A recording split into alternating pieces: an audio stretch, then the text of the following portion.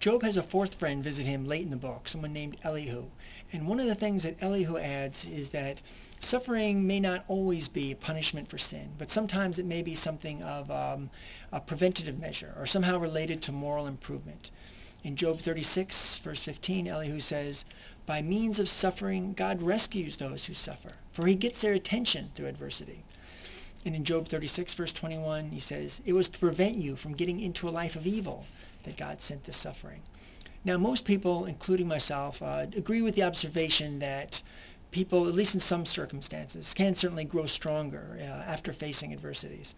But what Elihu is saying here, at least in 36 verse 21, is that God specifically directed the physical torture of Job and the murder of Job's servants and the murder of Job's children, all for the purpose of preventing Job from getting into a life of evil.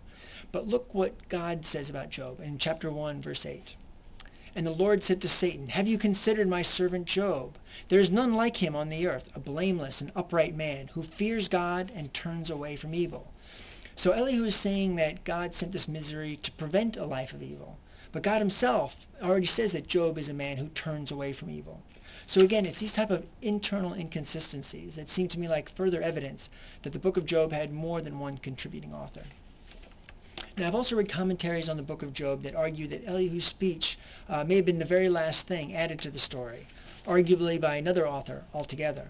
Now, the evidence for this theory is that Elihu's appearance is very sudden, his disappearance is sudden, and unlike everyone else in the book, Elihu doesn't interact with anybody. You contrast this with Job's other three friends. I mean, they're introduced in the beginning of the book, Job interacts with them throughout, and at the end, God chastises them for their presumptuousness. Now, Elihu, on the other hand, he makes this standalone speech from chapter 32 to 37. And if you could just highlight all those chapters, those 6 chapters, hit delete, you wouldn't have to edit anything else in the text. It would still work. And this is particularly striking when God speaks, because God reacts to everyone else. God reacts to Job. God reacts to Job's friends. But God doesn't even acknowledge Elihu's appearance in the least. And that would make sense if Elihu's speech was something tagged on after the fact. But anyway, I don't want to get too bogged down in the smaller details, because I still see the main tension in the book of Job as these competing philosophies between who I'm calling author 1 and author 2.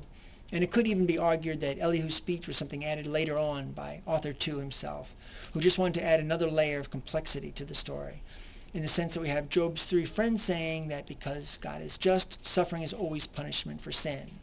We have Job saying that suffering is handed out indiscriminately to sinners and innocent people alike. So God's unconcerned with justice. And Elihu's speech gives an additional alternative, that maybe God is just and is in control, but we can't always assume that suffering is punishment for sin. There may be other reasons for that. Anyway, after Elihu's speech, God speaks to Job from the whirlwind. So it's God's turn to comment on the reason for pain and suffering. Or at least one might think that God would explain this, because Job had been asking God this question, why he was being tormented throughout the whole book, or at least the most of it. But God doesn't explain anything, answers only with thunder, and his only topic is to contrast godly power with human puniness. And here are excerpts from chapters 38, 40, and 41. "Then the Lord answered Job from the whirlwind, Where were you when I laid the foundations of the earth? Tell me, if you know so much. Who decreed the boundaries of the seas when they gushed from the depths? Has the locations of the gates of death been revealed to you? Do you realize the extent of the earth? Tell me about it, if you know. Can you hold back the stars? Can you shout to the clouds and make it rain? Can you make lightning appear and cause it to strike as you direct it? Do you still want to argue with the Almighty? Are you as strong as God, and can you thunder with a voice like his? I owe no one anything. Everything under heaven is mine." Now, Job's reply, his so-called repentance, is arguably something along the lines of no comment. From Job 40, verse 4, "Then Job replied to God, I am nothing. How could I ever find the answers? I lay my hand upon my mouth in silence." Now, I'm just going to go on a slight tangent here and add commentary on Job's reply from Carl Jung's book, Answer to Job. What else could a half-crushed human worm groveling in the dust reasonably answer in the circumstances? In spite of his pitiable littleness and feebleness, Job knows that he is confronted with a superhuman being who is most easily provoked.